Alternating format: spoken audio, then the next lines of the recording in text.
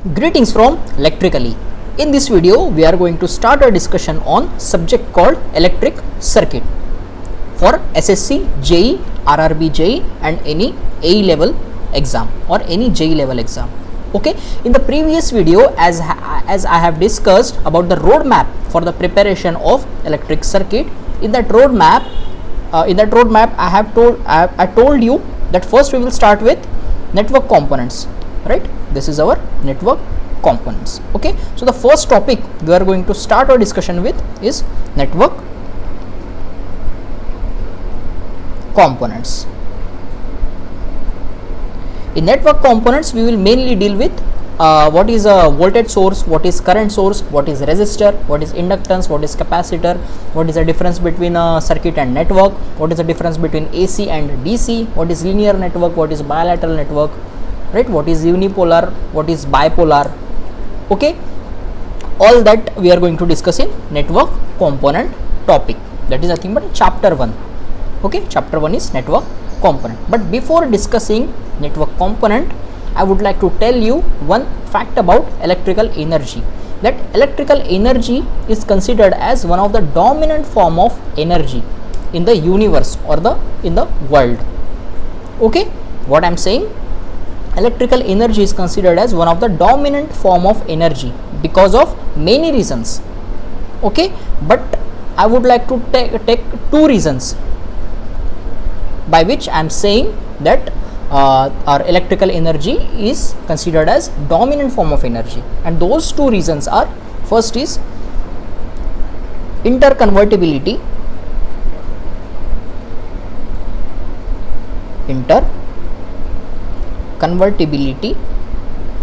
and second is transportation. Now why I am saying interconvertibility? Let's take some mechanical system. For example, this is my electrical energy block. Okay, electrical energy. Okay, now what I will do, can I convert mechanical form of energy into electrical form? Yes, mechanical to electrical energy with the help of generators, right? And the same electrical energy can be converted into mechanical with the help of motors, right? Let's take sound energy. Sound energy can be converted into electrical signal with the help of transducers, right? And then same electrical signal can be converted into sound energy with the help of speakers. Okay, sound energy with the help of speakers. Let's take wind energy, windmills. Okay, with the help of windmills we can generate electrical energy, and that same electrical energy can be converted into wind energy in the form of blowers, fans, exhaust, etc. Right, wind. From mechanical to electrical, electrical to mechanical, from sound to electrical, electrical to sound, wind to electrical, electrical to wind. Okay, and then light energy, light nothing but solar, right? Solar energy using solar panels, right, converted into electrical energy, and that same electrical energy which is being stored in the form of battery, right, which is stored in the batteries, can be utilized to light up the houses, or for the utilization purpose we can say, right, for the lighting purpose. That is nothing but light.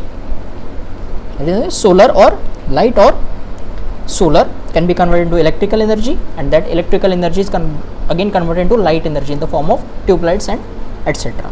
So here you can see what I am saying, what I am doing. Mechanical is converted into electrical, again that electrical is converted into mechanical. Sound is converted into electrical is converted into sound.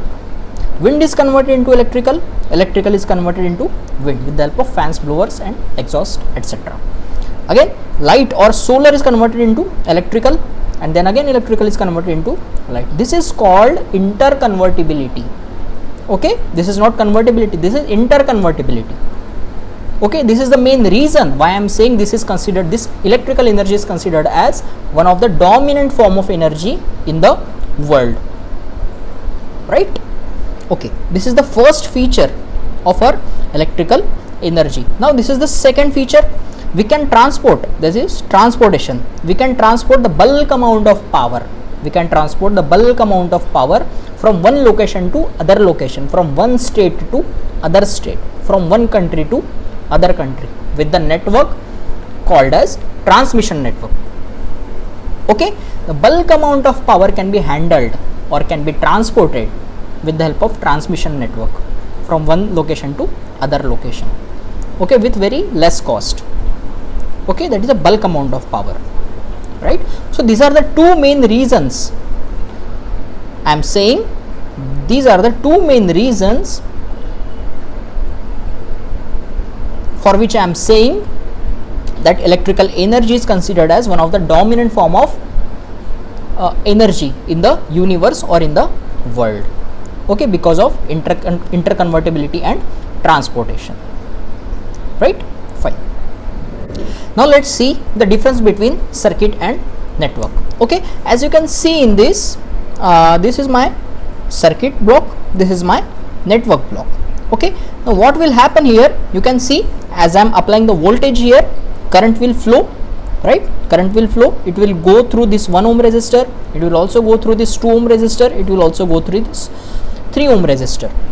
Okay, so here is a rule, it is a mandatory rule in the for the circuit that current is intended to flow through all the elements.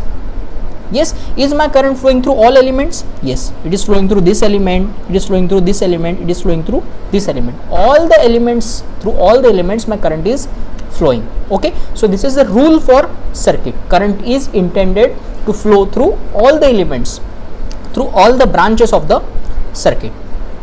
Okay, this is for the circuit. Now when we come across the network, we can see here as I am giving a 10 volts here, applying the voltage, current will flow through, current will come like this, it will flow through 1 ohm, it will flow through 2 ohm, it will flow through 3 ohm, right? But will it flow through 4 ohms? No, because there is no closed path, there is open circuit, and current needs a closed path, right? That's why current will not flow through this 4 ohm resistor.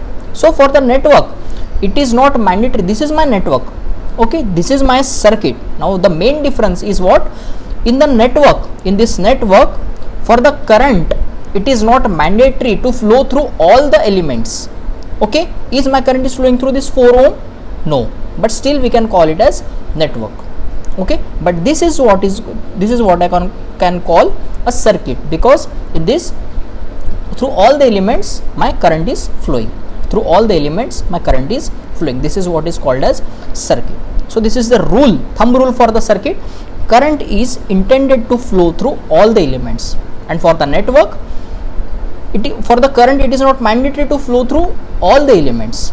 Okay, this can be understood by a simple example. Let me take an example of a big building, or let's take a big coaching center, okay, which is 3 floors, okay, which is having 3 floors. Okay, fine, this is my building, this is first floor, second floor, and this is my ground floor. This is my ground, this is my first, and this is my second floor. On the ground floor we have 3 classrooms, right? We have 1, 2 and 3 classroom. On first floor also we have 3 classroom, and second floor also we have 3 classrooms. Okay, tell me one thing, जब भी कोई coaching centre start होता है तो क्या एक साथ सारे ही यहाँ पर कितने रूम्स हैं? 9 रूम्स है, राइट? 1 2 3 1 2 3 1 2 3 टोटल 9 रूम्स है. ओके, तो कोई भी कोचिंग मतलब प्रैक्टिकल सोचिए, सारे के सारे 9 रूम्स एक साथ जो 9 फैंस और लाइट्स जो सारे रूम्स के अंदर रह गए वो क्या सारे एक साथ चालू हो गए? क्या नहीं हो गए. क्यों नहीं हो गए? क्योंकि हो सकता है किसी की क्लास 5 बजे हो, किसी की क्लास 7 बजे हो, किसी की क्लास 10 बजे हो. ओके, हो सकता है ये वाला जो रूम है यहाँ का, ये वाला जो रूम है यहाँ पर ऑक्यूपेंसी है, मतलब यहाँ पर अभी सब्जेक्ट स्टार्ट हो गया है, तो यहाँ पर पूरी लाइट्स, फैंस, एसीज वगैरह सारी कुछ क्या हो जाएगी? ऑन हो जाएगी. बट यहाँ पर ये फर्स्ट फ्लोर पर ये क्लासरूम पर कोई भी ऑक्यूपेंसी नहीं है, तो वहाँ पर मेरे लाइट्स फैंस एसी ऑन रहेंगे क्या? नहीं रहेंगे. Okay, that is why this big building is called as what? Considered as network. Okay, because this circuit is operating, because this circuit is not operating. Okay, so in this current is flowing, in this current is not flowing. Okay, so this is considered as network. Okay, so what I'm saying, all our practical big interconnected systems are network. This is my big system. Okay, this building is considered as my big system, big network. Okay, but we do circuit analysis to those parts where current is flowing, here my current was flowing, here my current was flowing, but in this my current was not flowing, in this my current was not flowing. So this whole is considered as what? Network. Okay, all our practical big interconnected systems are network, but we do circuit analysis to those parts where current is flowing. Okay, in this and in this. Okay, circuits are building blocks of the network. Okay, by taking many circuits we can build a network. For example, let's take an example of power station or power system. Okay, for example, let's take an Maharashtra. In Maharashtra we have Koradi thermal power station. In Koradi thermal power station we have around 5 to 7 units. Okay, but tell me, at a time all these 7 units will be in operation? No, they will not be in operation at the same time. Only 2 to 3 units will be in operation. It does not mean that my 4th, 5th and 6th and 7th unit will not operate anyway. Okay, maybe in some month, after some month, my first unit will get shut down due to some maintenance purpose, and my unit 4 or unit 5th will get start. Okay, so this is my power system. This my power system. So this my power system is considered as what? Network. This my power system I have written here. Yeah, our power system is a big network. But the motor or the generator running in it is a circuit at a power level. जिस unit में क्या रहेगा, हमारा motor और generator operation में रहेगा, वो क्या रहेगा, वहाँ से करंट फ्लो होते रहेगा. इसका मतलब क्या है, वो एक सर्किटरी है, राइट. वो एक मोटर और जनरेटर वो क्या रिप्रेजेंट कर रहा है, वो एक सर्किट है. बट वो टोटल एक पावर स्टेशन में कितने यूनिट है? 6 to 7 यूनिट्स है. बट उन 6 to 7 यूनिट्स में से ओनली 2 यूनिट्स और 3 यूनिट्स अंडर ऑपरेशन है. तो वो जो 3 यूनिट्स है, उनके जो ऑपरेशन में जो मोटर्स और जनरेटर जो ऑपरेटिंग है, वो क्या रहेंगे, मेरे सर्किट्स रहेंगे. ओके, और जो रिमेनिंग 4th, 5th, 6th और 7th यूनिट है, वो क्या हो गए, मे भी हो सकता है कुछ महीनों बाद वो स्टार्ट हो जाए due to some maintenance issue, right. तो वो स्टार्ट होने के बाद क्या हो जाएगा, मेरे 1st, 2nd and 3rd unit क्या रहेंगे, शट डाउन रहेंगे for some maintenance purpose. Okay, तो 4th, 5th, 6th, 7th क्या हो जाएगा, स्टार्ट हो जाएगा. इसका मतलब वो क्या हो जाएगा, वो ऑपरेट करेंगे at a circuit level. 1st, 2nd, 3rd क्या हो जाएंगे मेरे, वो सर्किट लेवल में ऑपरेट नहीं करेंगे क्योंकि वहाँ से करंट फ्लो नहीं हो रहा है. That's our whole power system और power station is considered as a big network. Okay, and the motor or generator which is working in it is considered as what? Circuit at a power level, because there we are talking about kilovolts, right, megawatt, gigawatt, right. Similarly, our communication system is a big network, right. Communication system is what? Or big network, telecommunication system, right. But a transmitter or receiver or mobile phone which is working in it, it is working as a circuit. Okay, it is working as a circuit at a signal level. At a signal level means what? At a very low voltage level, at a very low current level, like 12 volts, right, 4 volt, 3 volts, right. This is the main difference between network and circuit. Okay, or power system is a big network, but the motor or generator running in it is a circuit at a power level. Our communication system is a big network, but a transmitter or a receiver or any mobile phone which is working in it is a circuit at a signal level.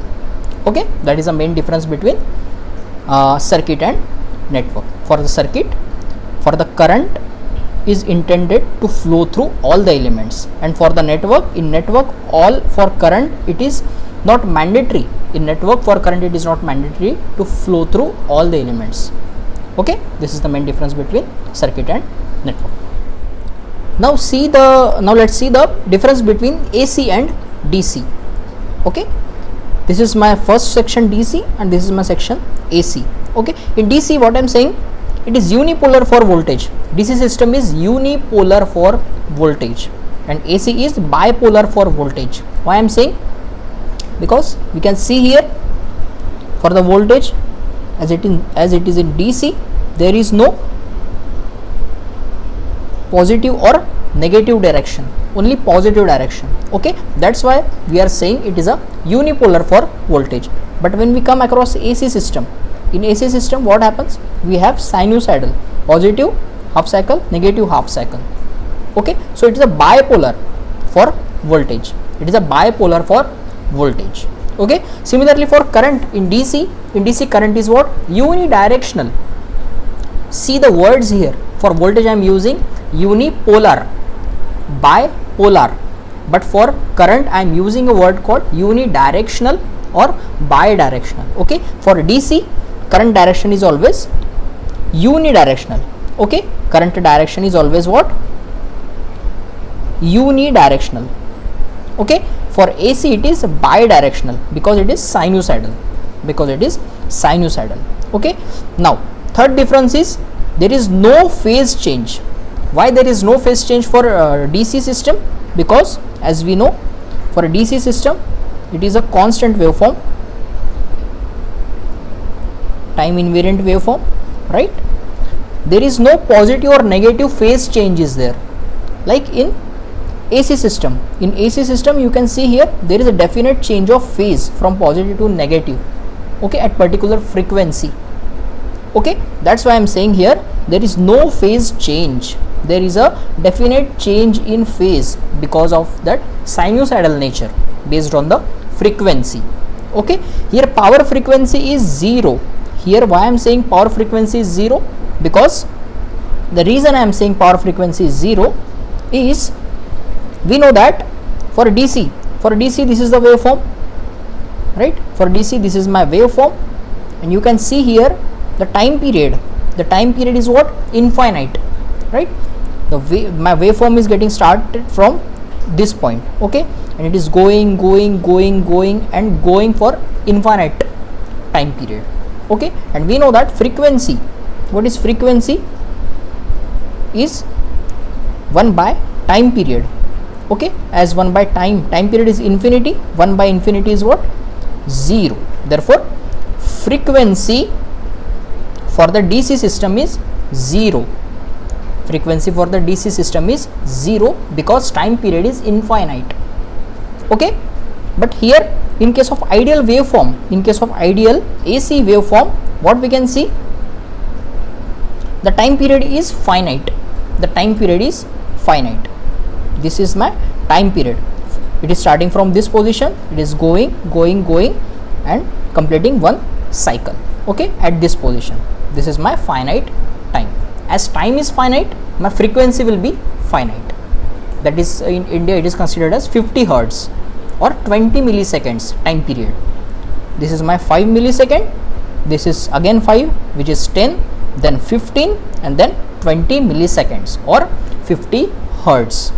Okay, that's why I am saying here the power frequency for the DC system is 0, power frequency for the AC system is finite. That is nothing but in India it is 50 Hertz and in USA country like USA they are having 60 Hertz. Okay, now here for the DC system it is used, okay, DC supply system, it is used in small independent isolated power supply system where energy can be stored and utilized in the small capacity. That is the advantage of DC system, where we can store the small amount of energy, electrical energy, in the form of batteries, okay, like our mobile phones or inverter batteries, right? What we are doing there, we are storing the energy for the utilization, but in a small quantity, for the very small duty cycle, not for the large duty cycle. Okay, that is the main advantage of DC system. But when we come across AC system, we cannot store the electrical energy in the AC system. Why? Because there is continuous change, of phase from positive to negative, so it becomes impossible to store such behavior of electrical energy. But if the behavior of my electrical energy is constant throughout the certain time period, that energy we can store, but in a very small quantity. Okay, that's why I'm saying it is used in small independent isolated power supply. Isolated power supply in the sense what? Batteries, UPS, inverters, batteries, right? In the isolated power supply system where energy can be stored and utilized in the small capacities. Okay, but in case of AC, they are used in large, bulk and continuous power supply system. For example, our synchronous generator, it is the AC source for in our power system. Synchronous generator or alternator is considered as what?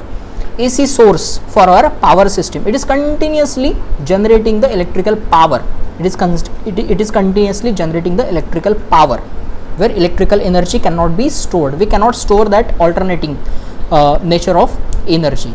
For that we need to first convert it into DC form with the help of some rectification. Okay, then only we can able to store it in the form of batteries. Okay, so they are used in large, bulk, continuous power supply system where electrical energy cannot be stored. Okay, this is my ideal DC waveform. Okay, this is my ideal DC waveform where the magnitude of voltage remains constant, right? And for the AC system, here you can see it is sinusoidal waveform. It is a sinusoidal waveform, right? Where there is a definite change of phase is present. Now let's see the applications of the DC system. Okay, DC supply system. Okay, as I told you, they are used in the small independent isolated power supply system. For example, batteries, right? Cells. Okay, like in the TV remote we are using cells. Okay, 1.5 volt, 1.5 volt. Okay, together we are connecting them in series so that we are getting 3 volts for the remote operation.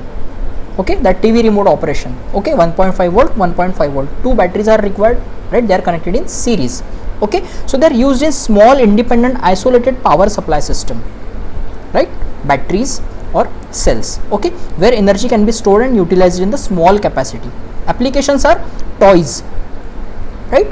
Toys which are operating on some remote control cars where we need some batteries inside that car. Okay, transmitter and receiver is there. Okay, they are operating at very low power level, what we can say very low voltage and very low current level, milliampere or 3 volts, 4 volts, 5 volts, okay, or 1.5 volts or let's say millivolts. Okay, so toys, then cell phone battery or smartphone batteries, right? Then electronic circuit boards, right? PCB boards, right? Where we require very small voltage level, very small current level at microampere or millivolt or milliampere is required. Okay, electronic boards. Instrumentation, right? Meters we are using in the power system for getting the feedback from the what we can say the apparatus. Okay, that instrumentation requires batteries. Okay, automobiles, for example, our bike, in our car there is a battery. Okay, for the working of our bike or car. Then defense applications, then machine tools. Okay, like drilling machine. Right now we have drilling machine which can be work even without a power supply. Okay, but for very short duration of time. Okay, which will give backup around half an hour or 45 minutes of backup, right? That is nothing but battery is used in those machine tools. Bosch. Okay, and in case of application of AC system, for the generation, we are generating the bulk amount of power with the help of synchronous generator at the kilovolts. Okay, then we are transmitting that power, that voltage on what? more higher voltage levels, right? Then distribution and then utilization of electrical energy at power level, 230 volts, 440 volts, okay? See, in single phase and three phase system. That is the main difference between DC system and AC system. See, DC system is superior for the small capacities of power supply, okay? And our AC system is mainly advantageous. AC system is mainly advantageous for our bulk power supply, okay, where we require more voltages, like in a kilovolts, like in kilo amperes if we require, okay, in megawatt power we require, there we will go for AC system, okay. That is the main difference between DC system and AC system.